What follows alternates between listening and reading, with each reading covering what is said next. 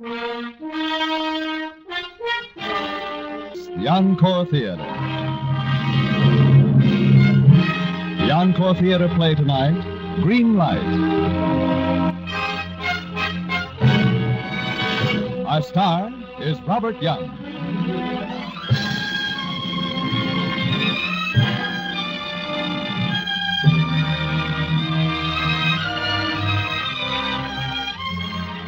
Tonight presents another in a new series of great dramatic programs.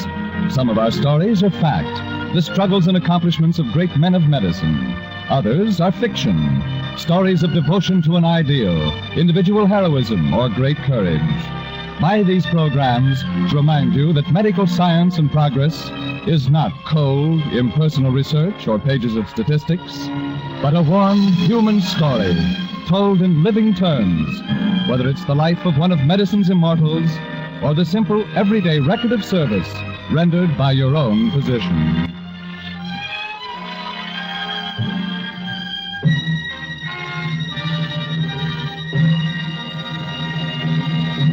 And now, Green Light, starring Robert Young as Dr. Newell Page and with Pedro de Cordova as Dean Harcourt.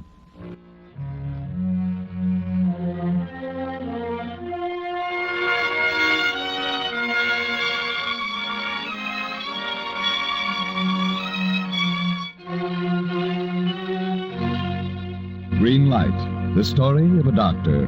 Newell Page, surgeon, Bay Tree Hospital. And of a girl. Phyllis Dexter. I hated Dr. Page. I thought I would always hate him. The story, too, of a nurse. Francis Ogilvy, staff, Bay Tree Hospital. I love Dr. Page. I thought I would always love him. The story of a woman of great faith and courage. My mother, Mrs. John Dexter. And of a great religious man, Dean Harcourt of Trinity Cathedral. Man's progress in life is not steadily onward. Sometimes he is stopped by something that is bigger and stronger than he, something he cannot understand and over which he has no control. That's something I like to think of as a red light flashing a halt to the forward surge of his life. And I like to believe there's a power which controls that life, which knows in its infinite wisdom that sometimes man must stop to learn through suffering before going on. For it is as inevitable as time that man progresses to a better future, if not for himself, then through his suffering for his fellow men. When he has learned this, the signal changes, and the green light frees him to resume his inexorable march into eternity. You have been listening to... I'll turn it off now, Dr. Page. What would religion be without music? There was religion long before there was music. I'm sorry. The usual greeting for the doctor is, and how is the little lady this morning? And I suppose the usual answer is, terrible, Doctor. But since we both are unusual people, I'd say your pulse shows marvelous repose for a patient facing surgery. You can thank Dean Harcourt for that. I do. Just as I'm thankful for anything that gives a patient courage and confidence. A shorter word for courage and confidence is faith. Whatever it is, you'll need every bit of it now. More bad news? Oh, nothing really serious, except that, well, it's not easy to prepare oneself mentally for an operation. Sometimes a postponement can cause a harmful reaction. What I'm trying to say is... You're trying to tell me my operation has been postponed? Yes, Dr. Endicott has been detained in Milwaukee. He'll be here as soon as he can. Milwaukee's a beautiful city. It's always seemed full of music to me. Years ago, we used to go there to hear the community singing. You make it work, don't you? No, I simply let it work. How simple things would be if we all had your faith. I'll let you know about the operation as soon as I possibly can. I know you will.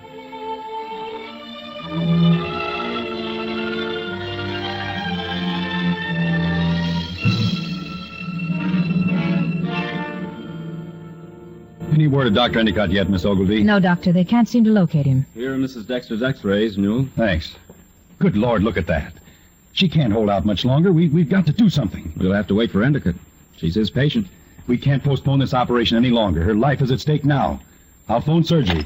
Are you crazy? Not unless these x-rays are. Surgery. Surgery, this is Dr. Page. You can't do that. Endicott will... We'll operate on Mrs. Dexter immediately.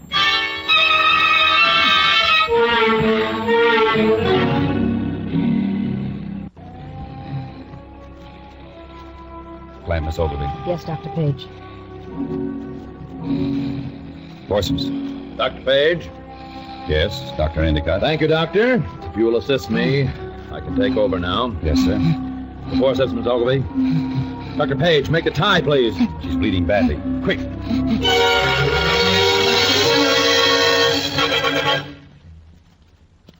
Well, I'm afraid that's that.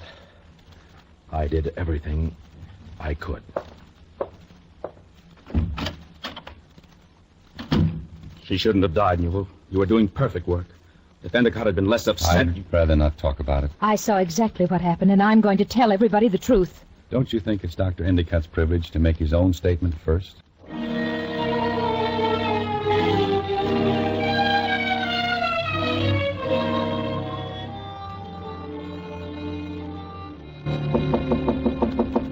Come in. Hello, Dr. Endicott. Oh, Newell, glad you came in. I've been wanting to talk to you. Sit down.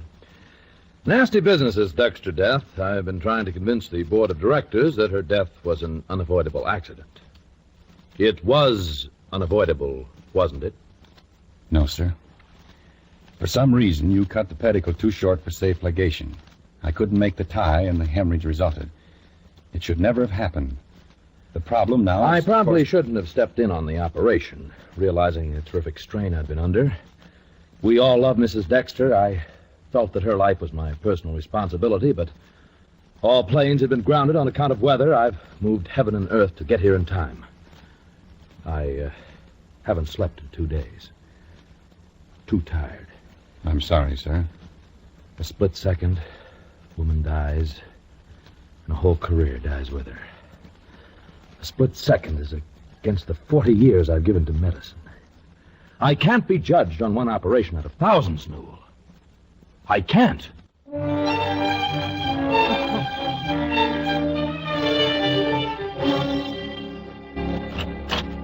Newell, Hello, John.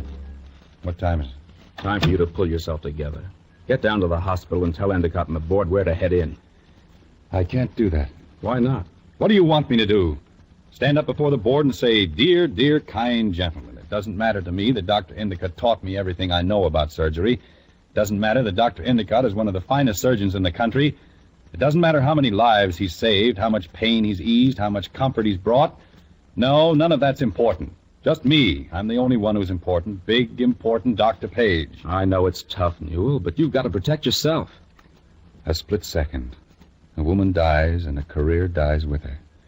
That isn't right either. Endicott's a human being, too. He's not infallible. That's no concern of yours.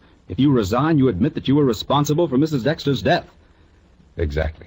Well, that clears Endicott completely. Right? Confound it, you sound as if you were going to resign.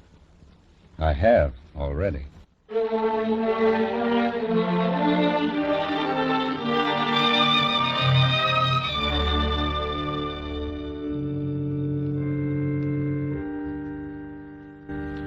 Dean Harcourt, I'm Frances Ogilvy. I was the nurse on the...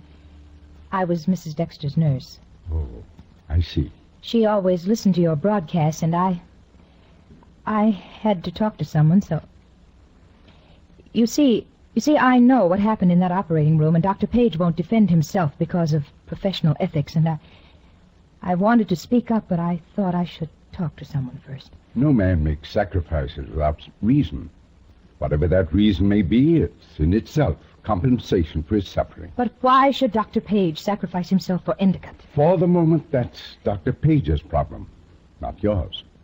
He must have had good reasons, otherwise he wouldn't do it. There's nothing you can do except respect that reason. I see. I've taken a lot of your time. Is there something I can do to repay you? Yes. Phyllis Dexter's waiting to see me. She's pretty upset about her mother's death. Before I talk to her, I want you to take her to the little anteroom where you were taken. Ask her whatever questions you wish. Then come back to me and tell me what she says.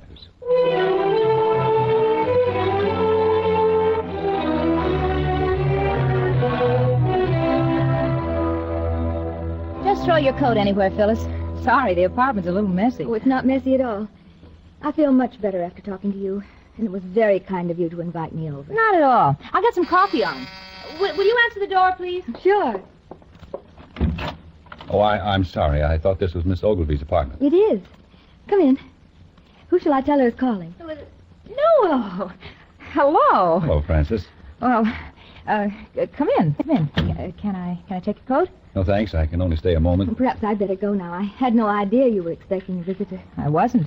He's the last person in the world I ever expected to see here. Well, as a matter of fact, I didn't expect to be here myself. I was out walking in the rain when, suddenly to my surprise, I found myself in front of your house.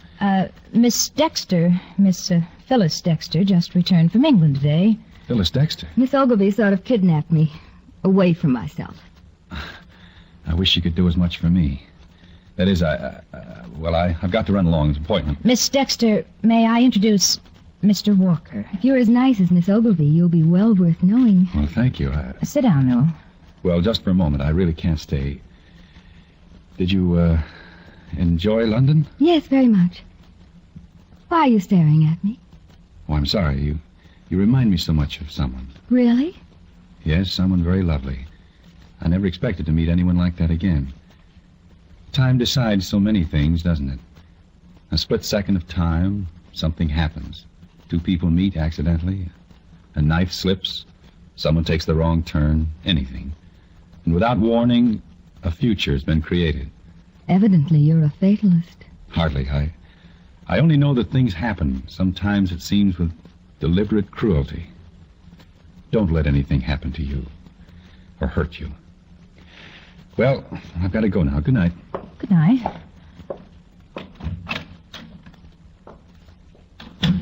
What a strange man. Yeah. He's a great guy. He's one of a kind. At least he's the only one I've ever seen. Do you think he'll call again soon? Honey, there's no way of telling what he'll do, ever. As Dean Harcourt would say, the signals have changed. The lights are against him right now. But he'll get the green light again. He can't miss.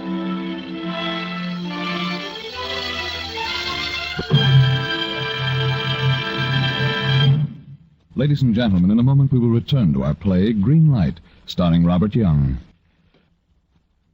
And now, back to our play, Green Light, starring Robert Young as Dr. Page, and with Pedro de Cordoba as Dean Harcourt.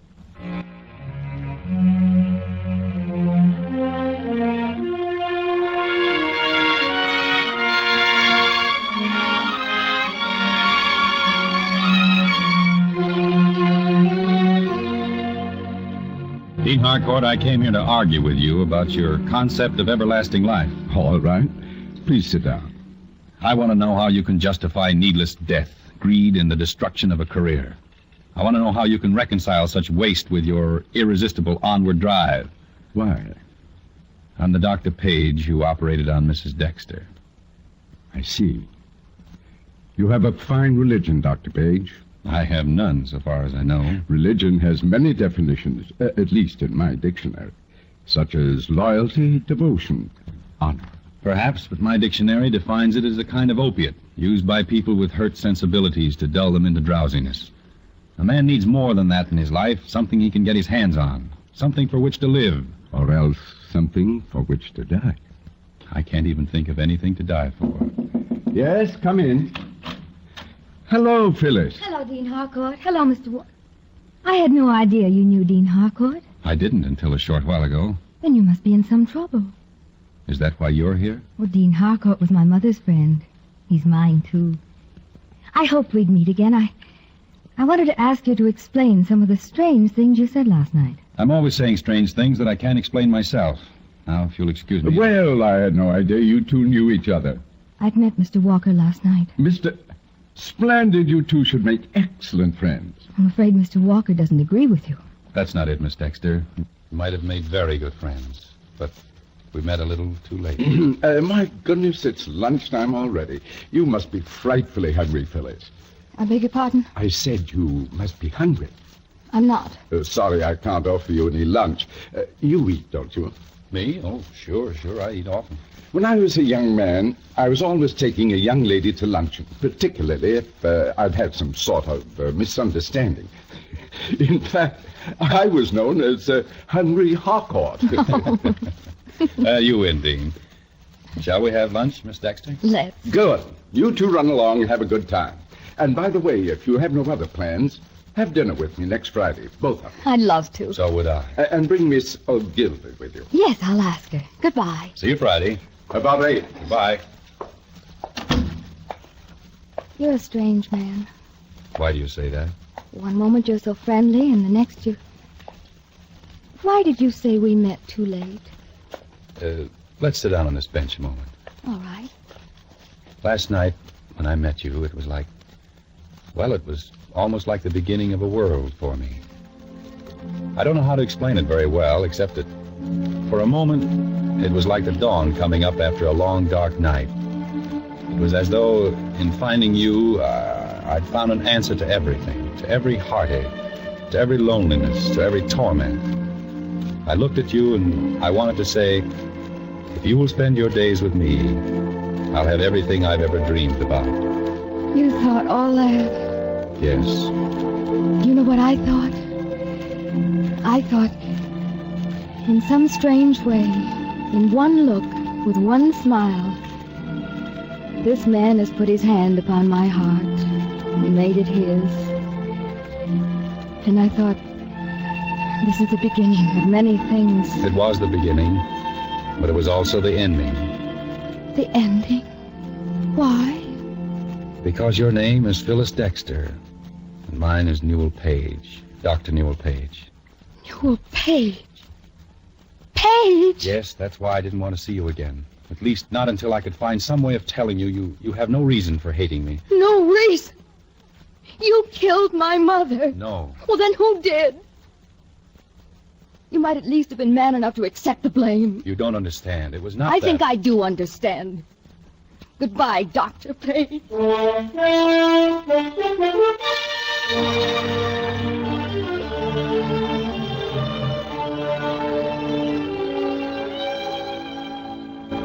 I can't understand why he isn't here. No, he's usually very prompt. Well, he'll be along. Did you two have a nice luncheon the other day, Phyllis? We didn't go to lunch. Oh. Why not? What happened? Nothing. You're not telling the truth. You lied to me. You introduced Dr. Page as Mr. Walker. I see. Why? Because I saw no reason to upset you or him. I'd do anything I could to make things easier for him. Why should he have things made easier for him? Phyllis, you're... Don't say it, don't say it. I'm sick of philosophies and sermons and parables. I'm a human being. I have a right to hate or love. Phyllis, what did Page do to you? He killed my mother. There's something else. Something within you that's been killed. He lied to me. You love him. I don't. I despise him. He didn't even have the decency to take the blame himself. Did he name another doctor? Oh, no. How could he? That's right. How could he? He's too decent, too honest to break the rules he plays by. Why do you say that? Tell her, Francis. No. No, I'll play according to Page's rules now.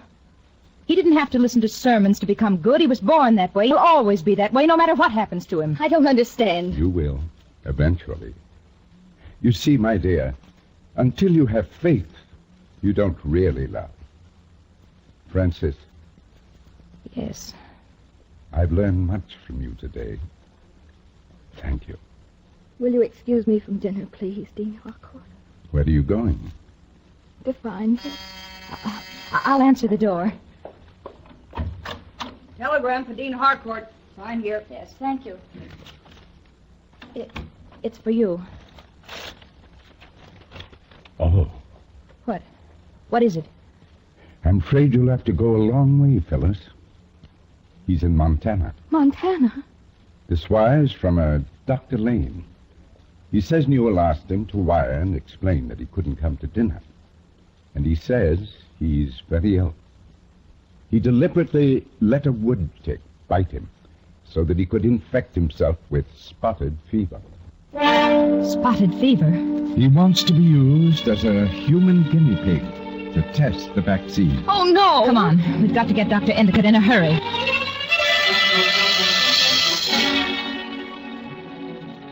Dr. Endicott, Dr. Page is with John Lane. On Boone Mountain? Yes. I won't have him in that pest hole.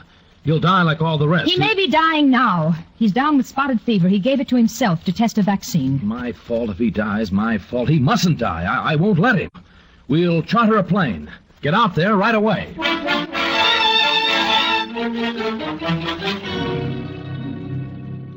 What's my temperature? It was 102.9 an hour ago. How do you feel? Not bad. Kind of groggy. Pain in the lower quadrant of the abdomen. Make a note of it. I want to see how long it lasts.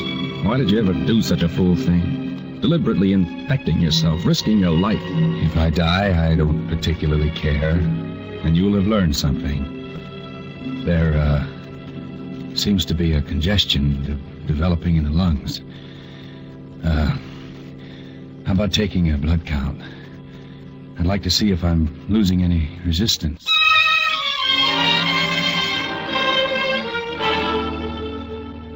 Hello, Dr. Lane. How is he? Is he conscious? Yes, but he's sinking. We'll go right in. Not you, Miss Dexter. We don't want to upset him. All right. Hello, Newell. Hello, Dr. Endicott. Francis, we can use you. John's getting sick of keeping my chart. We aren't going to let you die. You won't have anything to say about it if that vaccine doesn't work. At the present, I share the same place in society with the guinea pig. John? Yes, Newell. Make that blood count. Watch my temperature closely. I'm becoming stuporous. He's unconscious. No, not yet. Keep your nerve, Francis. You're an old hand at this sort of thing. Yes, Dr. Page.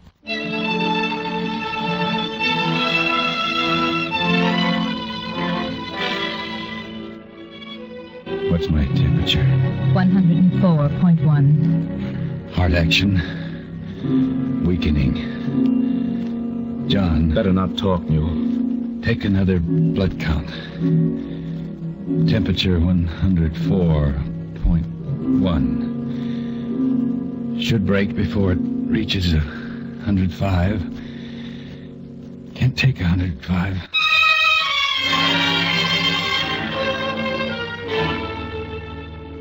Francis, if he dies, I will have killed him just as I killed Mrs. Dexter. What did you say, Dr. Endicott? I was to blame, Phyllis. I was at fault, and I never should have let him take the blame. He's got to live. If there's any justice at all, he's got to live. Now you know what you needed to know, Phyllis. No. I haven't really needed to know anything since the moment when I knew I loved him. His temperature's up to 104.2. I'll go right in.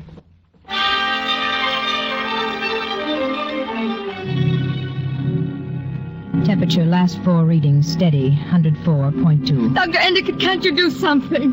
We can't just sit here and let him die. There's nothing we can do for him now, except pray. Francis, Phyllis, Dr. Endicott. His temperature. Look at his temperature. 103.1. It's licked. Phyllis, it's licked. He's going to live. He's going to be all right.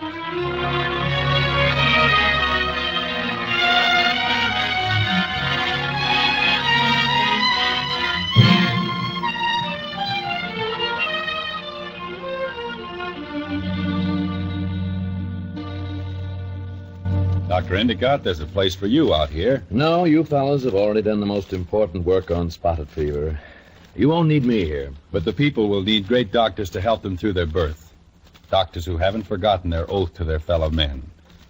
To share my substance with him and to relieve his necessities when required. I guess I lost sight of what being a doctor means for a while, Newell.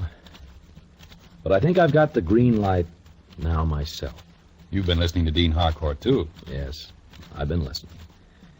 And I'm going to stay out here. Newell, a letter just came from Baytree. Yes, I wrote them explaining everything. Holy smoke. They've appointed me chief surgeon at Baytree. Oh, I'm so proud of you, darling. Oh, Phyllis. Phyllis, how rich I am. How fortunate, how lucky, how happy, how grateful. There aren't enough adjectives to say it. I don't like to interrupt love's young dream, but it's time for Dean Harcourt. Oh, the depth of the riches of the wisdom and knowledge of God. How unsearchable are his judgments, and his ways past finding. For who has known the mind of the Lord? Or who hath been his counselor? Or who hath first given to him, and it shall be recompensed unto him again? For of him, and through him, and in him are all things. To him be glory forever. Amen.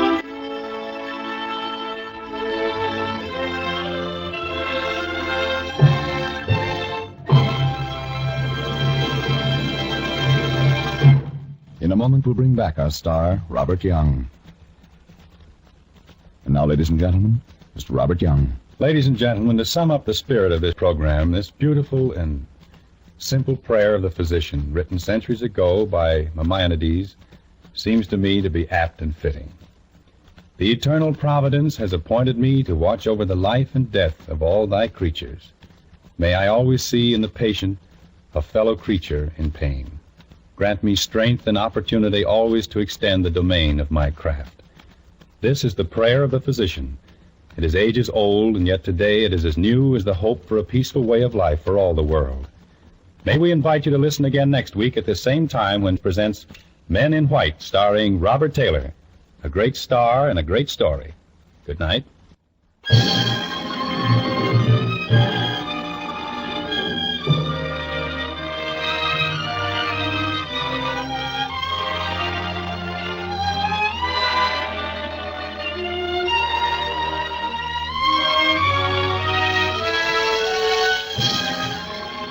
Green Light by Lloyd C. Douglas was produced and directed by Bill Lawrence and was broadcast through the courtesy of Warner Brothers.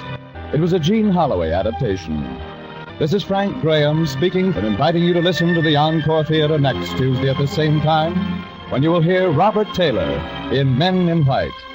This is CBS, the Columbia Broadcasting System.